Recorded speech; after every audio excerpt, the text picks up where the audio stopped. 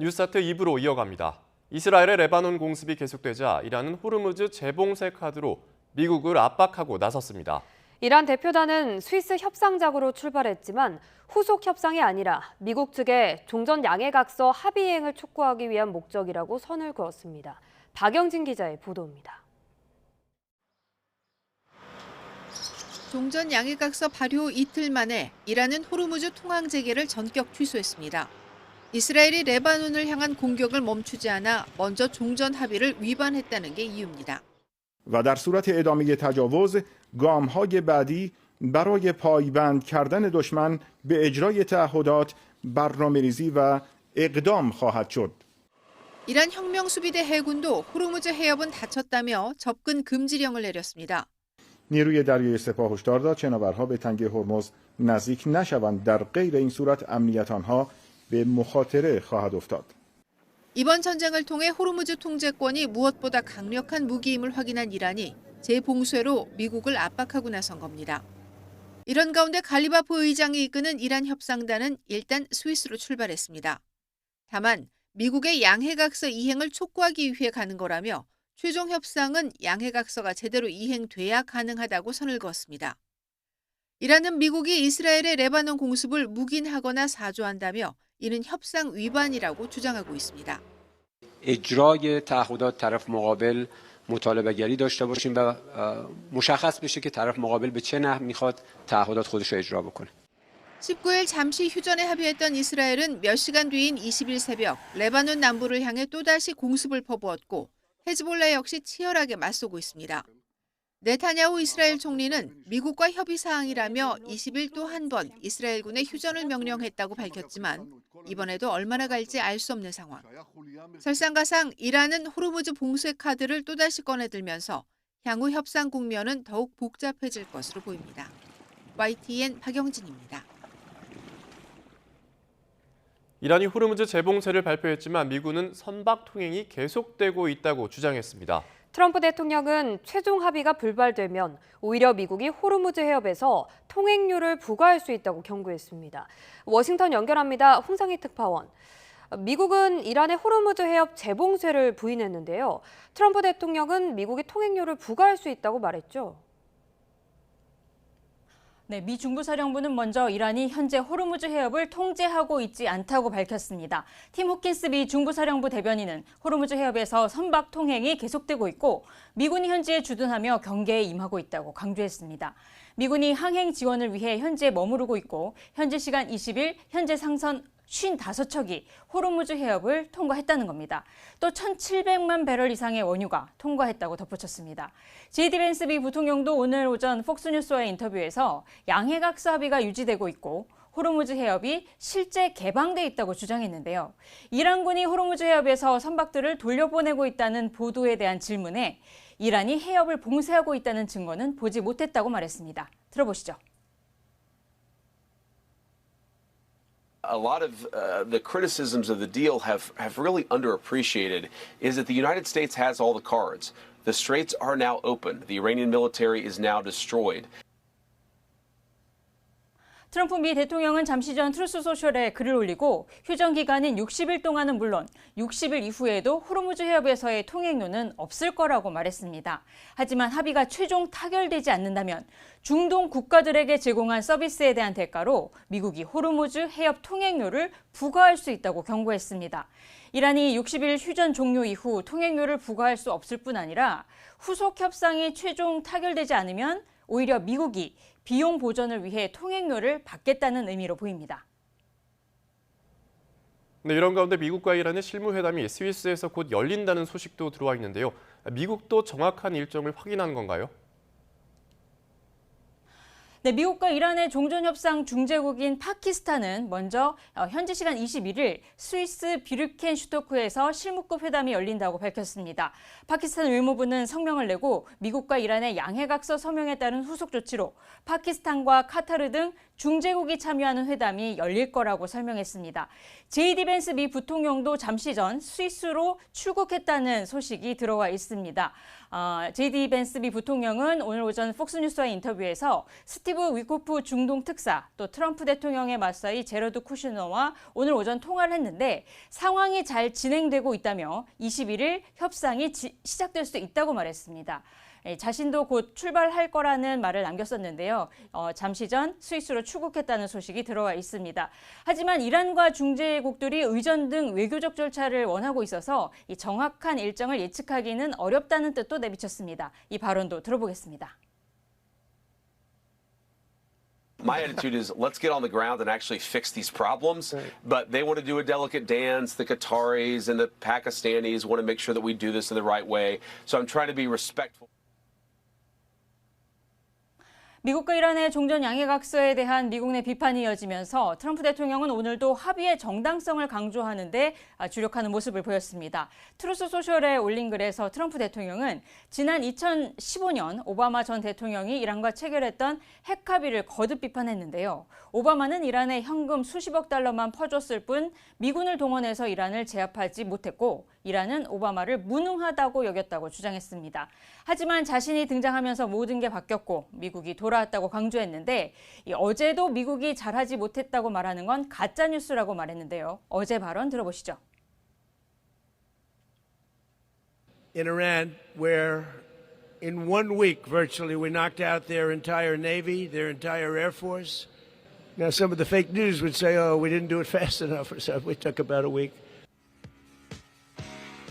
트럼프 대통령은 자신의 대이란 공격으로 이란을 굴복시켰다고 강조하면서 급진 좌파 바보들과 민주당원들이 이제 이란과의 전쟁에서 미국이 얼마나 잘 해냈는지를 깨닫고 있다고 말했습니다. 지금까지 워싱턴에서 전해드렸습니다. 대북 송금 사건 수사 당시 이른바 검사실 술파티가 있었다며 주장해온 이화영 전 경기도 평화부지사가 1심에서 위증 혐의로 실형을 선고받았습니다. 재판부는 이 전 부지사의 진술에 일관성이 없다고 지적했습니다. 김희영 기자가 보도합니다. 재작년 10월 국회 청문회에서 이화영 전 경기도 평화부지사는 대북 송금 수사 과정에서 검찰이 술과 연어를 제공하며 진술 회유를 시도했다고 폭로했습니다.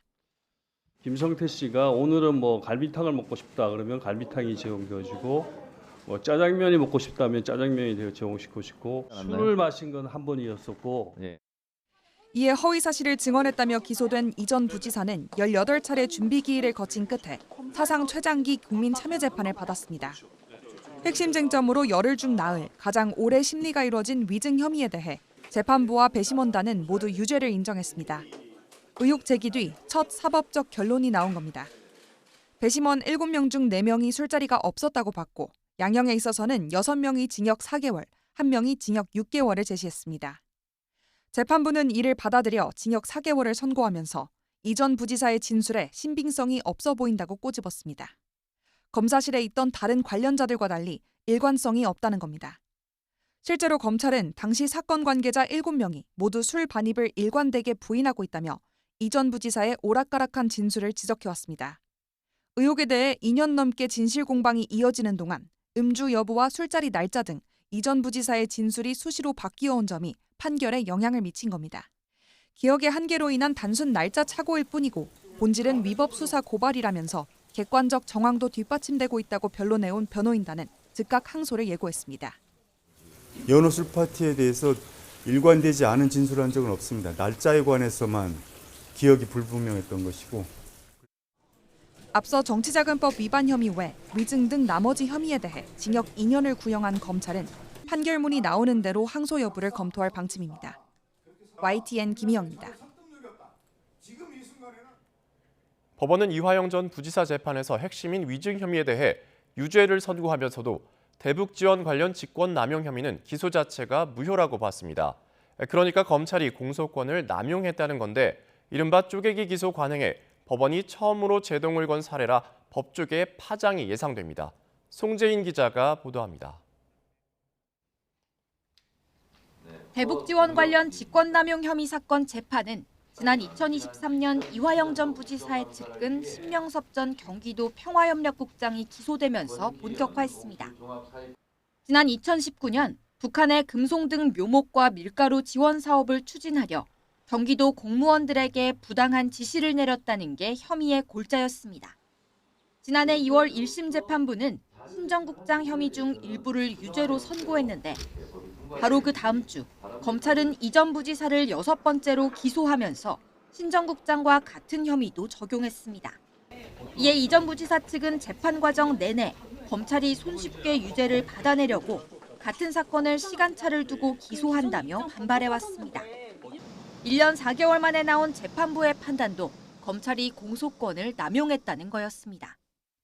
피고인은 자신의 형사사건에서 방어권을 충분히 행사한 뒤 법적 판단을 받아야 하는데 검찰은 신 전 국장을 기소하면서 당시 공모 혐의를 밝히지 못한 이 전 부지사를 공범으로 적시했고 그 결과 이 전 부지사는 타인의 재판에서 방어권을 보장받지 못한 채 유죄 판단을 받았다는 겁니다.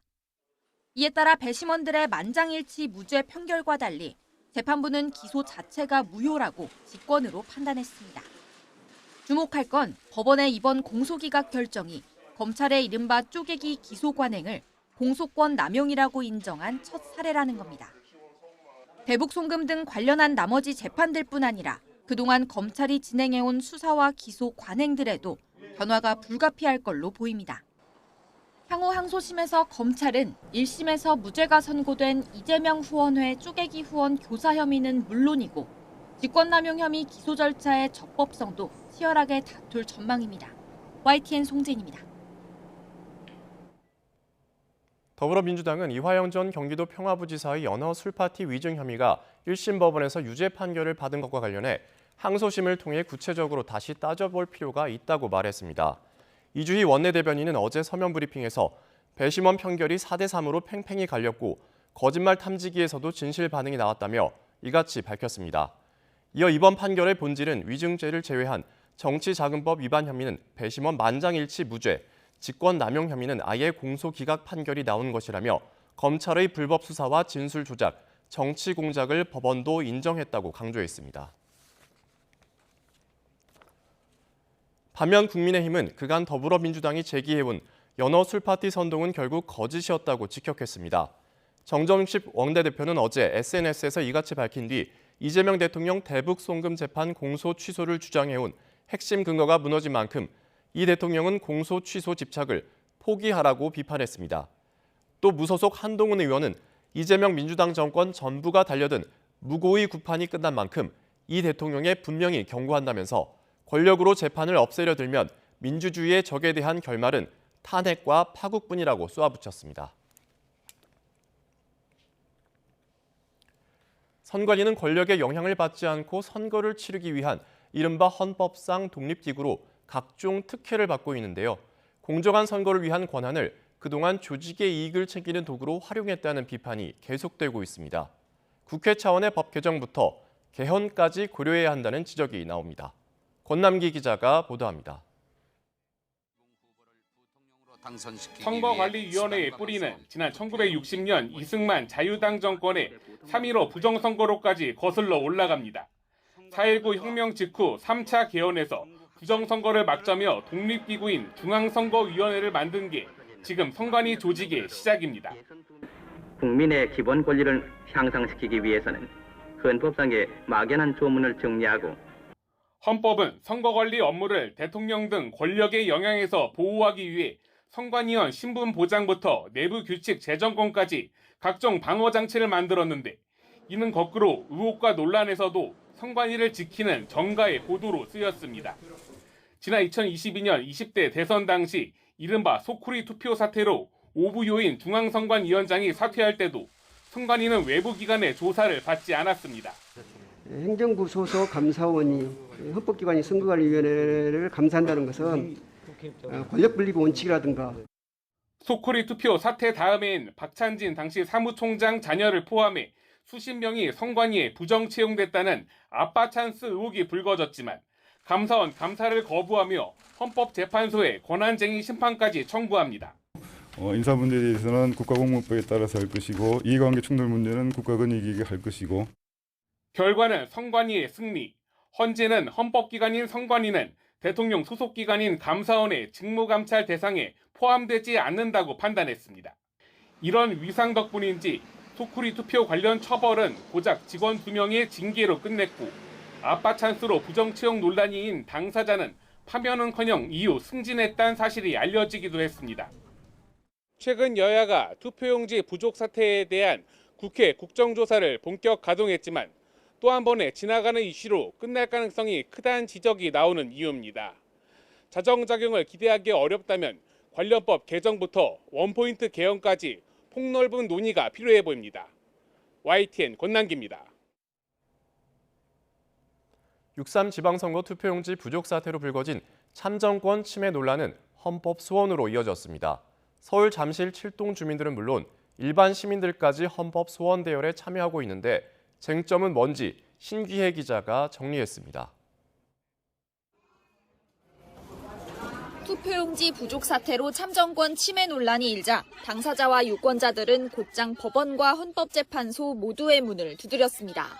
법원은 선거 자체가 유효한지, 헌재는 선거 진행 과정에 기본권 침해가 있었는지 따져달라는 겁니다. 이 가운데 현재까지 헌재에 제기된 헌법소원은 모두 4건입니다. 3건은 일반 시민이 제기한 것으로 전해지고 있고 한 건은 투표지 부족 문제가 불거진 잠실 7동 주민을 포함한 3만여 명의 시민들이 냈습니다. 법조계에서는 자기 관련성, 또 권리 침해의 반복 가능성을 주요 쟁점으로 꼽습니다. 자기 관련성은 청구인들이 투표용지 부족에 직접적인 피해를 입었는지와 연결됩니다. 투표용지가 부족해서 투표를 못한 경우에 명백히 해당하는지 따져봐야 하는 겁니다. 실제로 4건 가운데 한 건은 청구인이 자신의 지역구에서 투표용지 부족 문제가 발생했다는 점을 소명하지 못했다는 이유로 각하됐습니다. 투표용지가 어떤 경위로 부족하게 준비됐는지도 중요하게 들여다볼 부분인데 이 부분은 권리 침해의 반복 가능성과 연결됩니다. 향후 선거에서도 같은 일이 반복될 수 있다는 점을 입증해야 하는데 만약 투표용지 부족이 이례적으로 일어난 실수라고 판단되면 헌법소원이 받아들여지지 않을 가능성이 커집니다. 아직 관련 헌법소원 3건은 지정재판부에서 사전심사가 진행 중인 상황. 선관위를 향한 문제 제기가 헌재의 본안 판단까지 받게 될지 주목됩니다. YTN 신기입니다. 전국에 제법 많은 비가 내렸지만 기상청은 공식적인 여름 장마 시작은 아니라고 밝혔습니다. 이런 가운데 먼 남해상에서 7호 태풍까지 발생했는데요. 이 태풍이 본격적인 장마에 변수로 작용할 가능성이 있습니다. 정혜훈 기자의 보도입니다. 전국에 마치 장마가 시작된 듯 제법 굵은 비가 쏟아졌습니다.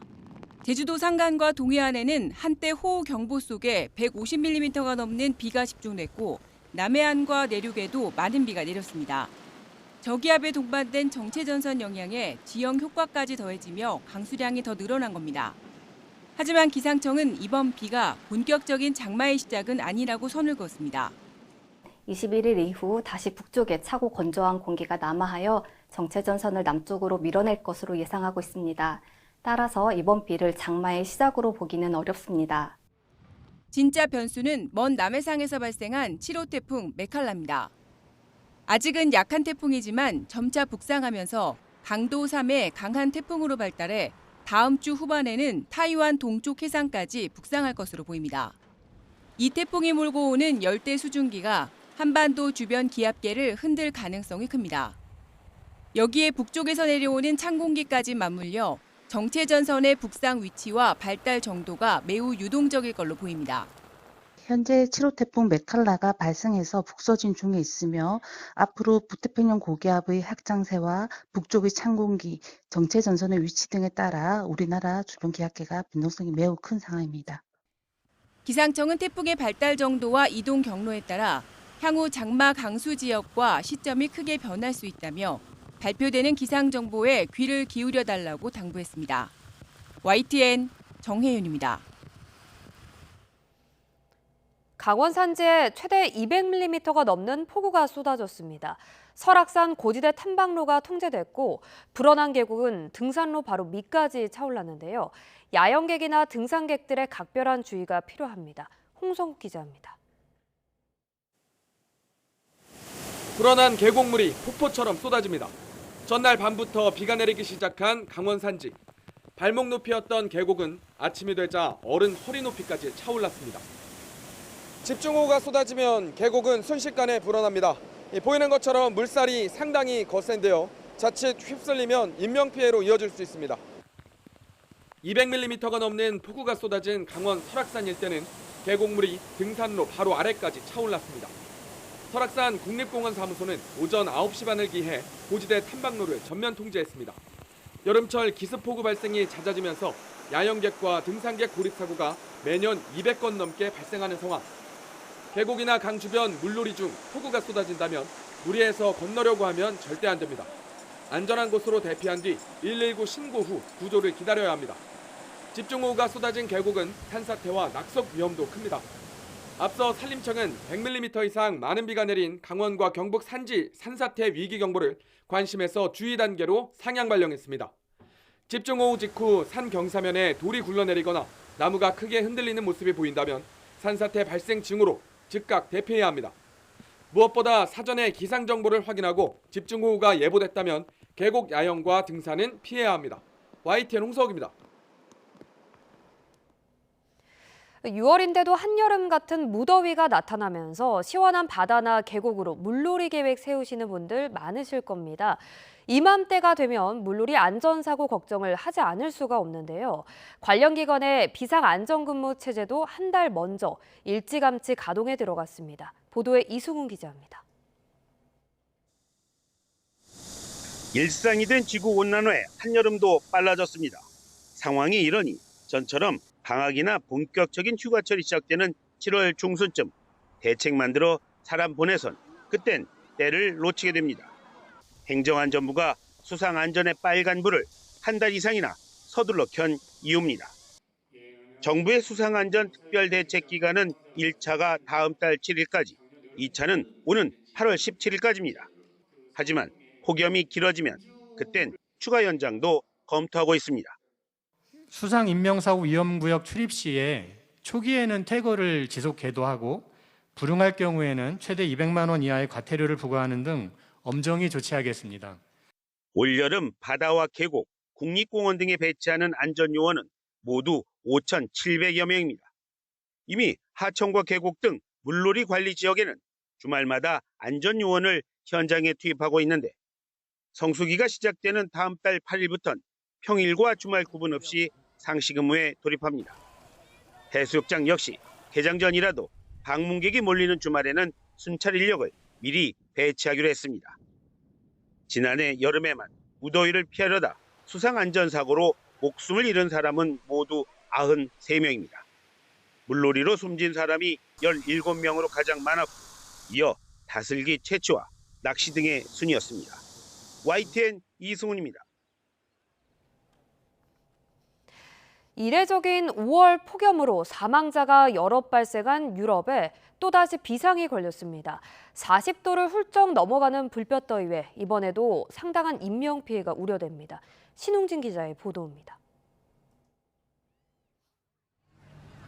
프랑스 기상청은 현지 시간 21일 일요일 기온이 40도에 이르고 일부 지역에선 42도까지 오른다고 예보했습니다. 전국적으로 펼쳐지는 연례 음악 축제 페트 드 라 뮤지크가 당장 비상입니다. 당국은 전국 3분의 1 이상 행정구역에 최고 등급인 적색 폭염 경보를 발령해 거리 축제에서 술 소비를 금지했습니다. Quería como ir a lo de la Fête de la Musique,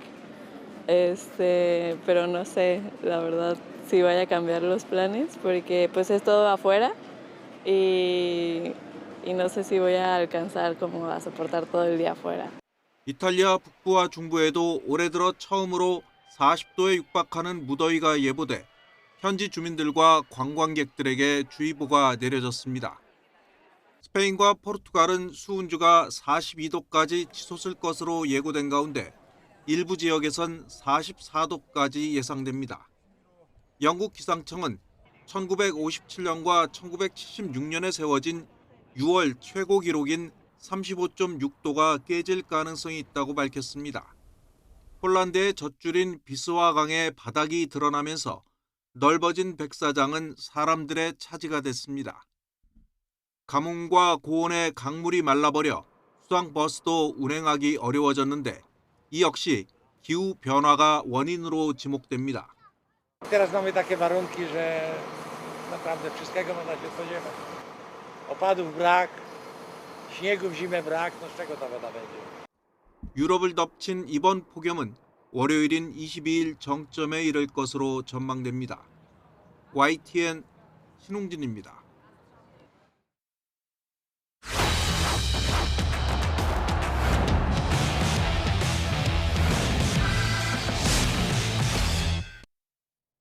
멕시코와의 2차전에서 에이스 이강인은 상대의 집중 마크를 당했는데도 체코전에 이어 전체적인 경기 흐름을 이끌었습니다.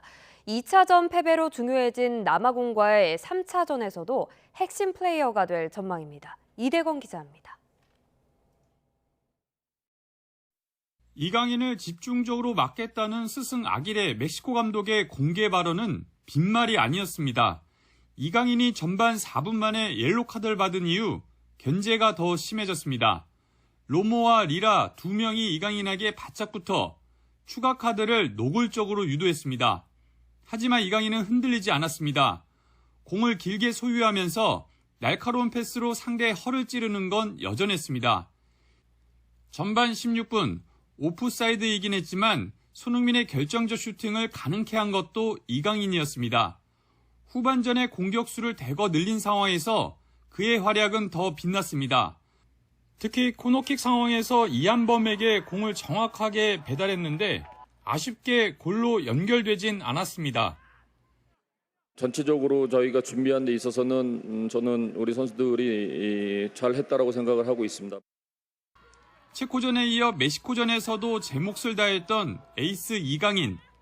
조별리그 마지막 경기인 남아공전에서 경우의 수를 걷어낼 핵심 선수가 될 전망입니다. YTN 이다울입니다.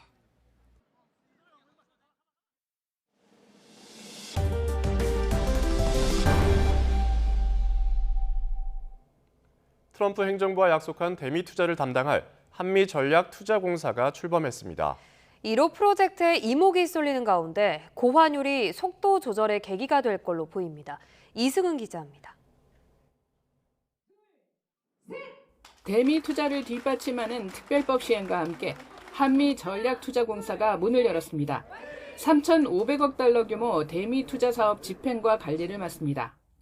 에너지 조선 등 한미 양국이 합의한 전략 산업 분야에서 양국 간 산업 협력을 강화하고 지속 가능한 성장 기반을 확충해 나가는 데 최선을 다하겠습니다. 하반기 발표할 대미 투자 1호 프로젝트는 에너지 분야가 꼽힙니다. 원전이나 소형 모듈 원자로인 SMR, 전력 인프라, 루이지애나 LNG 터미널 프로젝트 등이 거론됩니다. 앞서 정부는 수익으로 원리금을 상환할 수 있는 프로젝트에 투자하겠다고 밝혔습니다. 상업적 합리성과 전략적 고려를 바탕으로 한미 양국이 윈윈할 수 있는 투자를 해 나가야 할 것입니다. 전문가들은 원전 분야가 유리하다고 말합니다. 미국에는 원전 기술, 건설 기술이 아직까지 우리나라보다는 좀 뒤져 있기 때문에 우리나라 전문가들도 파견시킬 수가 있고 우리나라에서 적극적인 역할을 할 수가 있는데 만약 LNG 같은 분야에 들어간다면 우리나라가 얻을 수 있는 게 훨씬 더 적을 것 같습니다. 1,500원을 넘나드는 고환율 상황도 감안될 것으로 보입니다. 연간 대미 투자 한도를 200억 달러로 묶어놨지만 그래도 30조 원 규모로 현 환율 상황에서는 부담스러운 수준입니다. 미 연준이 한미 통화스와프나 미 국채를 맡기면 달러를 빌려주는 방식으로 원화 가치 하락을 막아줄 가능성도 적다는 것이 중론입니다. 명분과 실리 모두를 확보하는 전략적 판단이 남았습니다. YTN 이승은입니다. 제주도가 전기 렌터카 이용객에게 2만 원을 주는 캠페인을 재개했지만 참여가 저조한 가운데 오히려 조건만 까다로워졌습니다. 충전 불편 같은 근본적인 개선 없이 관광객의 문턱만 높이면서 예산 낭비와 실효성 논란이 커지고 있습니다. 보도에 KCTV 제주방송 김지우 기자입니다. 제주를 찾는 관광객의 전기차 이용료를 높이겠다며 제주도와 제주관광공사가 시작한 친환경 여행 캠페인입니다. 관광객이 전기차를 빌려 중문 면세점을 방문하면 2만 원 상당의 지역 카페 탐나는 전이나 면세점 이용권을 지급한다는 내용입니다. 문제는 이 사업이 지난해 첫 선을 보였을 당시 참여가 저조했다는 점입니다. 지난해 당초 목표로 잡았던 지원 규모는 2,500대였지만 실제 참여는 64% 수준인 1,600대에 그쳤습니다. 전기차는 한시가 아까운 관광객 입장에서 충전이 번거로울 뿐 아니라 대여 비용도 가솔린 차량과 비슷한 수준입니다. 이로 인해 단돈 2만 원의 혜택만으로 전기 렌터카 이용료를 높이는데 한계가 따를 수밖에 없다는 분석입니다. 지금 제주도 이제 관광지나 이런 데 충전기가 설치는 돼 있지만 이제 급속이 좀 모자란 편이에요. 그 시설이 잘만 돼 있다 그러면 고객들이 많이 쓸 입장인데 지금 현재는 충전할 때 좀 그게 불편함을 많이 갖고 계시더라고요. 상황이 이런데도 올해 사업은 보완은커녕 오히려 뒷걸음질 쳤다는 지적이 나옵니다. 지원 금액이 2만 원으로 지난해와 똑같은 반면 기존에는 없던 2박 이상 도내 체류와 전기차 2일 이상 대여라는 의무 조건이 새로 추가됐습니다. 참여율을 끌어올리기 위해 혜택을 확대하거나 충전 편의를 높이는 대신 도리어 관광객의 진입 장벽만 더 높아진 셈입니다. 제주관광공사는 올해 목표 지원 규모를 지난해보다 800명 줄어든 1,700명으로 낮춰잡고 참여율을 높이는 데 주력하겠다고 밝혔습니다. 장기 체류하고 나오다 가입 유도는 도 정책 측면에서 불가피한 측면이 있고요. 작년 같은 경우에 렌터카 업체랑 유기적인 협업이나 협의 같은 게 좀 부족했다고 판단이 됩니다. 그래서 올해는 이 부분 좀 보완해서 빨리 예산이 소진될 수 있도록 독려할 예정입니다. 지난해 제주를 방문한 내국인 관광객의 일반 렌터카 이용률은 80.5%인 반면 전기 렌터카 이용률은 3.4%에 불과했습니다. 최근 내국인 관광객 증가세마저 꺾인 상황에서 개선되지 않는 반복 행정이 예산 낭비와 실효성 논란을 자초하고 있다는 비판이 커지고 있습니다. KCTV 뉴스 김지우입니다. 국제 멸종 위기 중이자 우리 토종 돌고래인 상갱이가 최근 울산 앞바다에서 나흘 새 3마리나 그물에 걸려 숨진 채 발견됐습니다. 상갱이의 질식사를 막을 탈출용 어구가 개발됐지만 현장 보급률은 고작 10%에 머물고 있어 현실적인 대책이 시급합니다. JCN 울산중앙방송 라경훈 기자입니다. 지난 10일 울산항 인근 해상에서 몸 길이 136cm의 상갱이 사체가 발견됐습니다. 앞서 지난 7일과 8일에도 울주군 솔개해변에서 어린 상갱이 사체 2구가 잇따라 발견됐습니다. 사체가 표류 중이라는 신고를 접수 후 현장으로 금속 탐지기를 이용해 확인하였을 때 불법 포획 흔적을 발견치 못하여 고래연구소에 인계 조치하였습니다. 발견된 상갱이 모두 불법 포획이나 외부 훼손 흔적은 확인되지 않았습니다. 울산에서만 나흘 사이 상갱이 사체 3구가 발견됐습니다. 울산을 비롯한 전국 해역에서도 상갱이 사체 발견 사례가 이어지고 있습니다. 최근 3년간 우리나라 해역에서 폐사한 상갱이는 1,000마리가 넘습니다. 좌초와 표류, 혼액 등의 이유로 매년 300마리가 넘는 상갱이가 죽은 채 발견되고 있습니다. 상갱이는 연안에 서식하는 우리나라 토종 돌고래로 국제 멸종 위기종입니다. 전문가들은 상갱이 폐사의 주요 원인으로 어업용 그물에 걸리는 혼획을 꼽고 있습니다. 포유류인 상갱이는 주기적으로 수면 위로 올라와 숨을 쉬어야 하는데 그물에 걸리게 되면 스스로 빠져나오지 못해 질식사에 이를 수 있다는 겁니다. 보호생물로 지정이 된 이후에는 좌초나 표류 등으로 발견되는 경우가 늘어나고 있습니다. 혼액이 된 개체들이 버려져서 투기가 돼서 좌초나 표류로 발견되는 게 아닌가, 일부를 부검을 했을 때도 혼액에 의한 사망을 추정할 수 있는 증거들이 좀 많이 보이는 경우. 이에 해양수산부는 상갱이가 그물 밖으로 빠져나갈 수 있도록 자체 개발한 탈출형 안강망 사용을 권장하고 있습니다. 혼액이 발생하는 주요 어구인 안강망 같은 경우에는 상경이가 탈출할 수 있는 장치를 개발을 했습니다. 어획량 감소가 없이 상경이만 탈출할 수 있게끔 한. 하지만 어획량 감소 등의 우려로 보급률은 10% 수준에 머물고 있는 상황. 상경이 보호와 어업인의 생계를 함께 지킬 수 있는 보다 현실적인 대책 마련이 필요해 보입니다. JCN 뉴스 라경훈입니다. 자치경찰제가 자리를 잡아가면서 지역 맞춤형 치안 인프라 구축에 속도를 내고 있습니다. 특히 광주 전남의 행정통합에도 두 지역 자치경찰은 독립성을 유지하며 지역 특성을 반영한 과학 치안을 선보입니다. 김범환 기자입니다. 외국인 계절 노동자들이 겪는 가장 큰 어려움은 언어와 문화, 강제노동과 임금 착취 등의 인권 침해 사례도 잊을만하면 터져 나오고 있습니다. 사장님들 제대로 월급 못 줘요. 어쩔 때는 밀다가 결과는 안 좋아요. 네. 학생도 마찬가지예요. 전남 자치경찰위원회는 외국인들을 위해 9개 언어를 지원하는 안전 전남 앱을 자체 제작해 보급하고 있습니다. 섬이 많은 전남에는 치안 사각지대를 최소화하기 위한 스마트 빌리지 사업도 추진되고 있습니다. 얼마 전에 광주에서 발생한 이상 동기 범죄 등을 예방하기 위해 인공지능 기반의 스마트폴도 설치에 들어갔습니다. 학생 생활 권역에 대해 총체적 안전 진단을 통해 범죄 예방 시설을 집중 보강하며 이상 동기 전조 증후 사건과 고위험 정신질환자 등에 대해 엄정 대응 조치하고 광주와 전남의 행정교육 통합에도 경찰청과 자치경찰위원회는 지금처럼 따로 유지됩니다. 서부경찰의 최우선 가치는 시민의 안전입니다. 모든 업무를 시민의 시각에서 바라보고 시민이 안심하고 일상을 누릴 수 있도록 현장 중심의 치안 활동에 역량을 집중하겠습니다. 전남에서는 현 정부가 국정 과제로 채택한 자치경찰제 전면 시행을 앞두고 많은 섬과 외국인 노동자 등 지역 맞춤형 치안 확보 노력이 이어지고 있습니다. YTN 김범환입니다. 충북 청주에 있는 발굴조사 현장에서 고려시대 사찰의 대표 석탑인 청석탑의 조각들이 발견됐습니다. 폐사찰터에서 청석탑의 조각이 발견된 건 국내에선 처음으로 직지를 찍어낸 흥덕사지와의 관련성을 살필 중요한 자료로 평가됩니다. 김기수 기자입니다. 푸른빛을 띤 돌 주변으로 울퉁불퉁한 모양들이 조각돼 있습니다.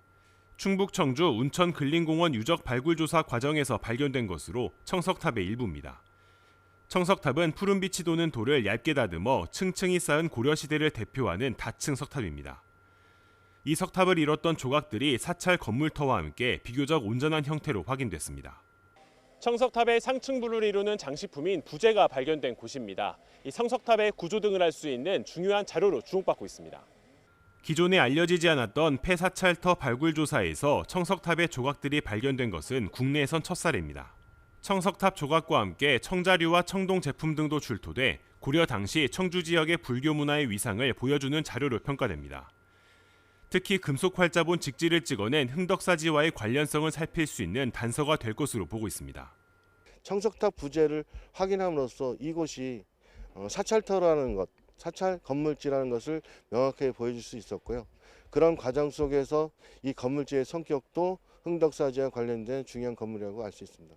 청주시는 유적 보존 방안 마련과 함께 시민들이 조사 성과를 직접 체험할 수 있도록 공개 행사도 진행할 방침입니다. YTN 김기수입니다.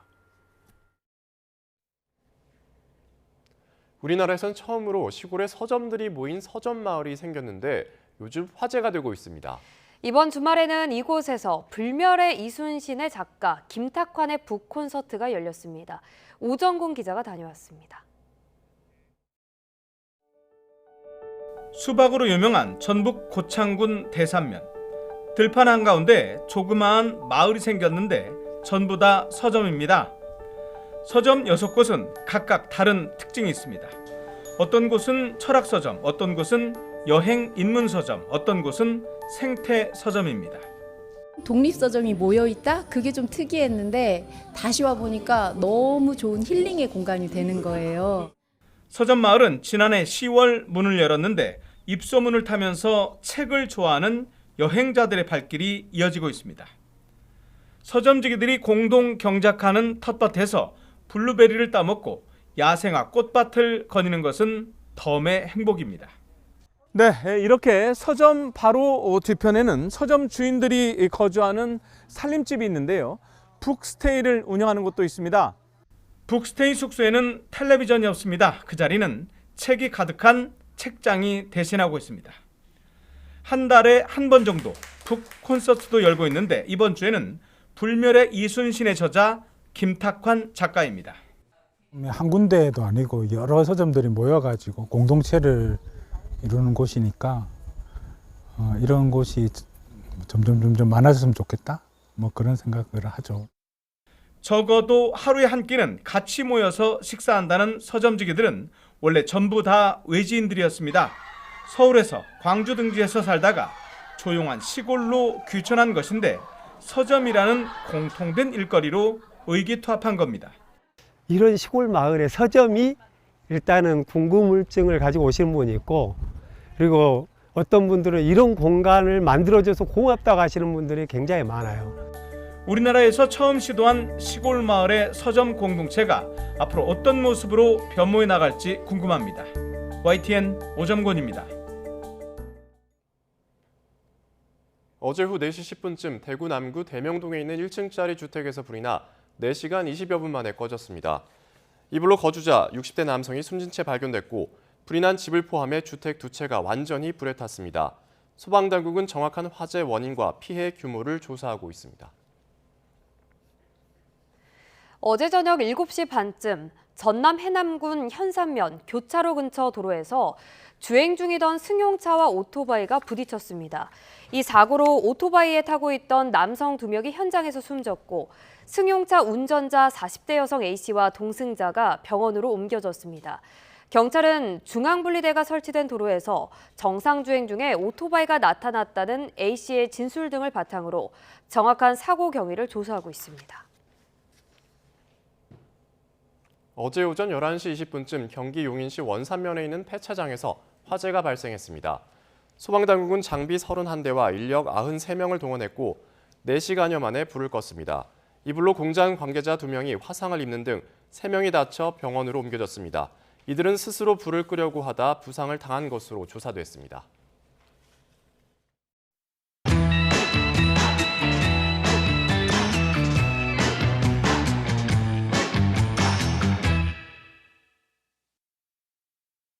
추월해서 사랑받는 가수나 밴드를 찾기는 쉽지 않습니다. 하지만 80년대 중반에 데뷔해서 모든 세대를 아우르며 40년 동안 꾸준한 사랑을 받는 밴드가 있습니다. 바로 부활인데요. 수많은 멤버가 바뀌는 동안 부활을 만들고 한결같이 자리를 지킨 리더 김태원을 박순표 기자가 만났습니다. 시간이란 이름의 거리를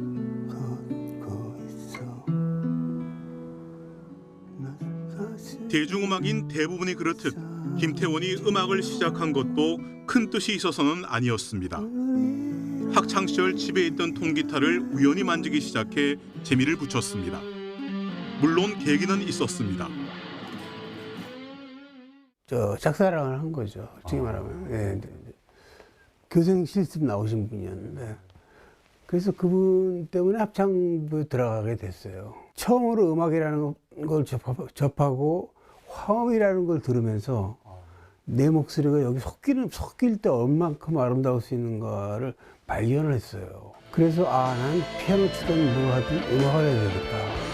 혼자 생활을 하다가 집에 통기타 하나가 있긴 있었기 때문에 통기타로 혼자 독학을 했습니다. 고등학교를 졸업하고 본격적으로 음악을 하기로 마음먹었습니다. 기타리스트였기 때문에 솔로는 힘들었고 자연스럽게 밴드로 눈길이 갔습니다. 감동과 위로를 주는 음악을 하자고 의기투합해 부활을 만들었고 86년 1집부터 센세이션을 일으켰습니다. 사람들한테 위로가 될 수 있는 음악을 만드는 것, 그것이 슬픔이든 기쁨이든 그것이 제가 태어난 이유인 것 같은 생각밖에 안 들었어요. 멤버들도 그런 식으로 늘 설득을 했습니다. 그렇기 때문에 이승철이 처음에 나와서 희야를 부른 것은 딱 들어맞는 테마죠. 3집부터는 부활의 색깔이 더욱 짙어집니다. 너무 슬프지도 너무 기쁘지도 않은 절제의 미학을 노래에 담았습니다. 부활 2집까지는 마이너의 극이었습니다. 전체가 다 마이너예요. 어두움의 극.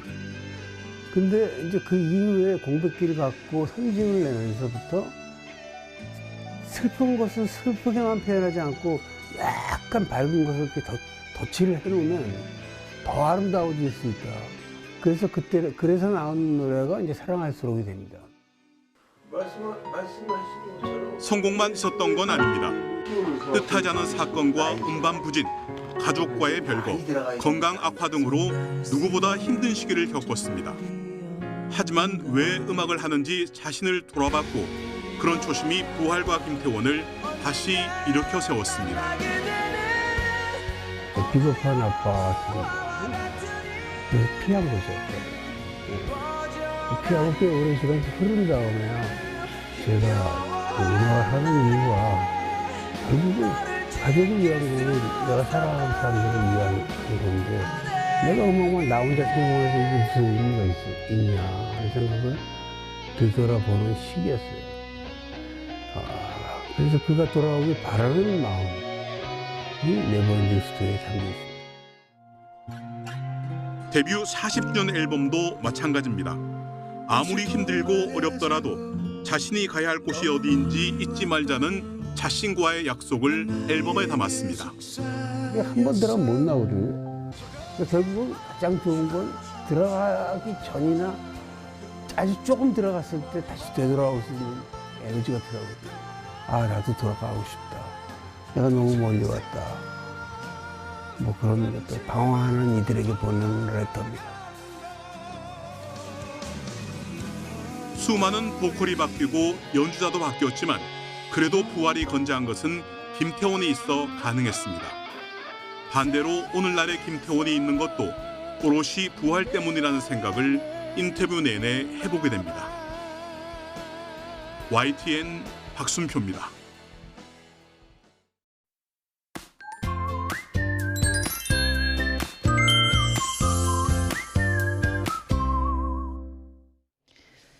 절기하지인 오늘 다시 더워집니다. 오늘 서울의 낮 기온은 29도로 어제보다 6도가량 높겠고 광주는 30도까지 오르겠습니다. 낮 동안은 자외선도 강하니까요. 자외선 차단제 꼼꼼히 발라주시면 좋겠습니다. 강풍특보가 발효된 강원 산지와 또 동해안은 매우 강한 바람이 불고 있습니다. 항공기 이용하는 분들은 미리 운항 여부 확인하시길 바랍니다. 강원 산지와 동해안은 아침 9시까지 비도 조금 내리겠고 남부지방도 빗방울이 떨어질 것으로 보입니다. 현재 기온 살펴보겠습니다. 현재 서울은 19.8도, 대구가 22.8도고요. 낮 기온은 서울 29도를 비롯해 대구도 29도까지 오를 것으로 보입니다. 내일은 전국에 소나기가 내리겠고 당분간 낮더위는 계속될 전망입니다. 날씨였습니다. 뉴스타트 2부 마칩니다. 잠시 후 3부가 이어집니다. 시청해주신 여러분 고맙습니다.